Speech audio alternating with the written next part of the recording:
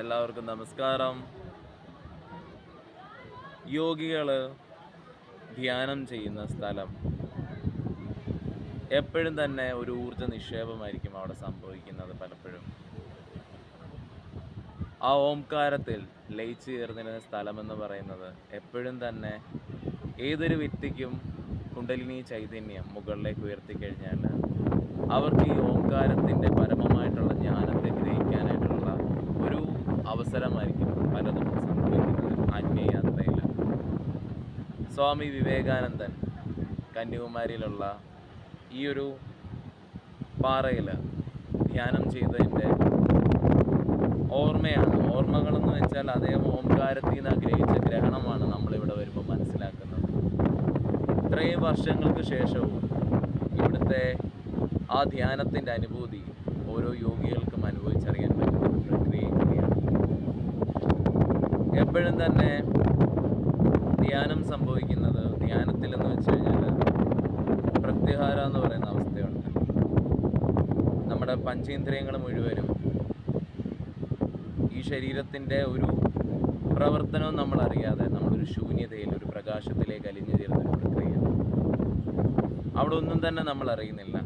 പക്ഷേ ആ ധ്യാനത്തിന് ശേഷം ഉയർന്ന തലത്തിൽ ആ ഒരു വിവേകം നമ്മൾ മനസ്സിലാക്കുന്നുണ്ട്. സ്വാമി വിവേകാനന്ദൻ പറഞ്ഞൊരു കാര്യമുണ്ട്, ശ്രദ്ധ, ഫോക്കസ്.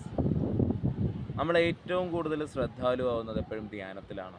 അതെന്ന് വെച്ചാൽ നമുക്കറിയാം, നമ്മൾ ശ്വാസം എടുത്തിട്ട് ശ്വാസം വിടുന്ന സമയം നമ്മൾ വളരെയേറെ ശ്രദ്ധ കൊടുക്കും. നമ്മുടെ അറ്റൻഷൻ വളരെ വലുതായിരിക്കും.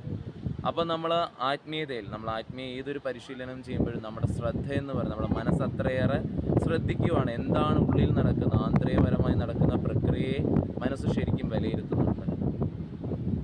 അതിന് ഉയർന്ന ഗ്രഹണം, ആ ഉയർന്ന ആത്മബുദ്ധി വർദ്ധിക്കുന്നതിനനുസരിച്ച് നമ്മുടെ സ്പിരിച്വൽ ജേണിയും അതിനനുസരിച്ച് മൂവ് ചെയ്യുകയാണ്. ധ്യാനവും ധാരണയുമാണ്, അതിനുശേഷമാണ് സമാധി. ഇതിൻ്റെ ഇടയിലുള്ള ഒരു പ്രക്രിയയാണ് എപ്പോഴും ശൂന്യത. എല്ലാ ആത്മീയ സാധനയിലുള്ളവരും ഒരു ഘട്ടം ധ്യാനം അനുഭവിച്ചതിന് ശേഷം പിന്നെ അനുഭവിക്കുന്ന ഒരു ശൂന്യ പ്രക്രിയയായിരിക്കും. ഈ ശൂന്യതയിൽ കടന്നു പോകുമ്പം ഇവരെ പോലെ ഓംകാരത്തിൽ ലയിച്ചു ചേർന്നവർ ഇരുന്ന സ്ഥലങ്ങളിൽ വന്നിരിക്കുമ്പം നമുക്ക് ആ ഉയർന്ന ഗ്രഹണമാണ് സംഭവിക്കുന്നത്. ഇങ്ങനെയുള്ള സ്ഥലങ്ങളിൽ ധ്യാനം പരിശീലിക്കുമ്പോൾ വേഗതയേറുവാണ് നമ്മുടെ ധ്യാനത്തിൻ്റെ അനുഭൂതിയും നമ്മുടെ ഗ്രഹണവും നമ്മുടെ സമാധിയിലേക്കുള്ള യാത്രയും വളരെ എളുപ്പമായി തീരുകയാണ്. സ്വാമി വിവേകാനന്ദൻ അദ്ദേഹം എപ്പോഴും തന്നെ വളരെയേറെ കോൺട്രിബ്യൂഷൻ, വളരെയേറെ ഇന്ത്യക്ക് വേണ്ടി പല രീതിയിലുള്ള ഏകവും ഒന്നെന്നുള്ള രീതിയിൽ തെളിയിച്ച ഒരു മനുഷ്യനാണ്. സത്യമാണ്, ഓംകാരത്തിലൊരു ജാതിയില്ല, ഒരു മതമില്ല, ഒരു വ്യക്തിത്വമില്ല, ഒന്നും തന്നെ ഇല്ല. എല്ലാം ഓംകാരമാണ്. അഹം ബ്രഹ്മാസ്മി, ഞാനും ഇവിടെയുള്ള സർവ്വമൃഗങ്ങളും പ്രപഞ്ചവും ഒന്നായിരിക്കുന്ന ഒരു പ്രക്രിയയാണ്. അത് നമ്മൾ എന്ന് മനസ്സിലാക്കുന്നു അന്ന് മാത്രമാണ് നമ്മൾ സ്വതന്ത്രം നേടുന്നത്, അല്ലെ നമ്മൾ ഫ്രീഡം നേടുന്നത്. അതിനെ അടിസ്ഥാനപ്പെടുത്തിയായിരുന്നു അദ്ദേഹത്തിൻ്റെ എല്ലാ പ്രവർത്തനവും തന്നെ. അതുകൊണ്ട് നമുക്കിന്ന് ഓരോരുത്തർക്കും ഈ ഒരു മാർഗത്തിനുള്ള പല വഴികളാണ് ഇതുപോലുള്ള ശക്തി പീഠങ്ങളെല്ലാം തന്നെ. എല്ലാവർക്കും എൻ്റെ നമസ്കാരം.